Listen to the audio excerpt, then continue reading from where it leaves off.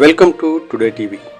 ప్రజా పరిరక్షణ వేదికలో జిల్లా కలెక్టర్ ఎస్ వెంకటేశ్వర్ గారికి పీడీఎస్యు నాయకులు వినతిపత్రం అందజేత. ఈ కార్యక్రమంలో పీడీఎస్యు తిరుపతి జిల్లా కార్యదర్శి హెచ్ లోకేష్ పాల్గొని ఆయన మాట్లాడుతూ, సూళ్లూరుపేటలో ఉండేటువంటి ప్రభుత్వ భవనాలు ఇవాళ గంజాయి మాదక ద్రవ్యాల బ్యాచ్కి అడ్డాలుగా మారాయి. సూళ్లూరుపేటలో ఉండేటువంటి ప్రభుత్వ కార్యాలయాలు అద్దె భవనాల్లో అద్దె చెల్లిస్తూ ప్రభుత్వ ఆస్తికి గండి కొడుతున్నారు. నిరుపయోగంగా ఉన్న బాలల మందిరం, రైల్వే గేట్ పక్కన ఉన్న ఎస్సీ బాలికల వసతి గృహమును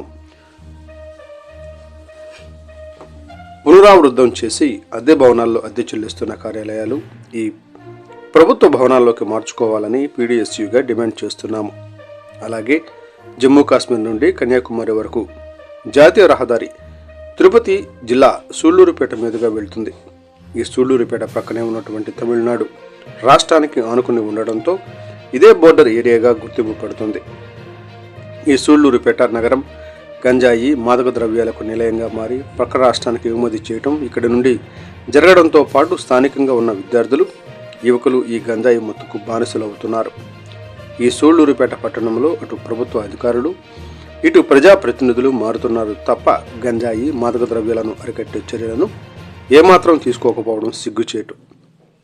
ఇవాళ ఈ ప్రభుత్వ భవనాల్లో సూళ్లూరుపేట నగర నడిబొడ్లు ఈ గంజాయి బ్యాచ్ ప్రభుత్వ భవనాల్లో వారి అడ్డాగా మార్చుకోవడం అది కేవలం ప్రభుత్వ నిర్లక్ష్యమేనని పీడీఎస్యూగా భావిస్తున్నాము. వెంటనే ఏవైతే ప్రభుత్వ భవనాలు ఉన్నాయో అవి స్వాధీనం చేసుకొని వాటిలో ప్రభుత్వ కార్యాలయాలు నిర్వహించుకోవాలి.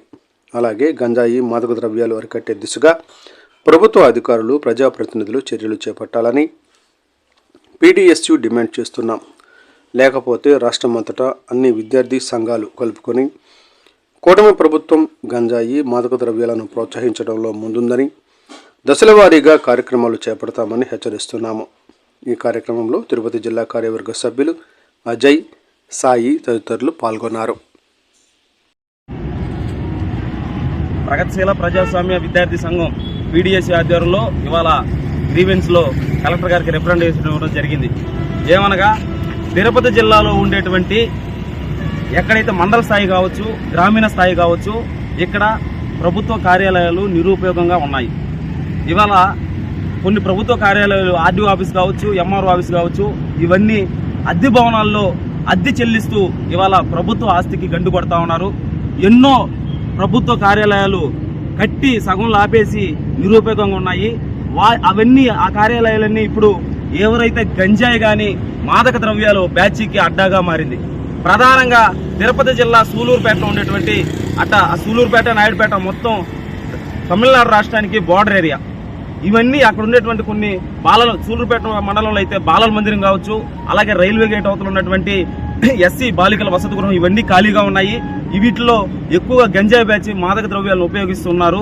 వెంటనే ప్రభుత్వం స్వాధీనం చేసుకోవాలి. గంజాయిని కూడా విచ్చలవిడిగా ఈ కూటమి ప్రభుత్వం అధికారంలోకి వచ్చిన తర్వాత రాష్ట్రం అంతటా విచ్చలవిడిగా ఉత్పత్తులు జరుగుతూ ఉన్నాయి. వెంటనే దీని మీద కూడా చర్యలు తీసుకోవాలి. లేకపోతే రాబోయే రోజుల్లో విద్యార్థి సంఘాలందరం కలిపి రాష్ట్రం అంతటా ఆందోళన నిర్వహిస్తామని చెప్పేసి కూడా ఈ యొక్క కార్యక్రమం ద్వారా హెచ్చరికలు జారీ చేస్తా ఉన్నాం. లోకేష్, పీడీఎస్యూ తిరుపతి జిల్లా కార్యదర్శి. ఈ కార్యక్రమంలో పీడీఎస్యూ నగర కార్యవర్గ సభ్యులు అజయ్, సాయి